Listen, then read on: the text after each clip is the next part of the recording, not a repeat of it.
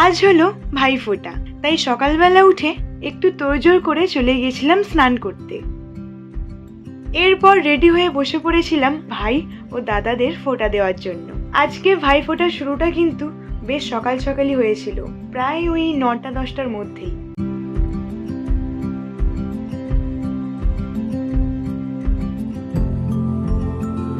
বাড়িতে 4 দাদা ভাইদের ফোঁটা দেওয়ার পর চলে গেছিলাম দিদির বাড়িতে। তারপর দিদিও নিজে ফোঁটা দেওয়াটা কমপ্লিট করলো, সাথে সাথে আমিও আমার 2 জিজুকে ফোঁটা দিয়ে দিলাম। এরপর যখন বাড়ি ফিরছিলাম তখন অনেকগুলো মায়ের দর্শন পেলাম।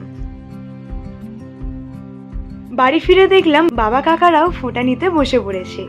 এরপর ভাইদের দেওয়া গিফট আমি ওপেন করছিলাম, আর গিফটে ছিল একটা কিউট কাপ যেখানে লেখা আছে হ্যাপি ভাইফোঁটা।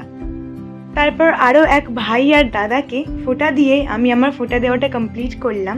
তারপর আমাদের লাঞ্চটা কমপ্লিট করে নিলাম। আজকে আমরা সকলে মিলে ভীষণ এনজয় করেছি।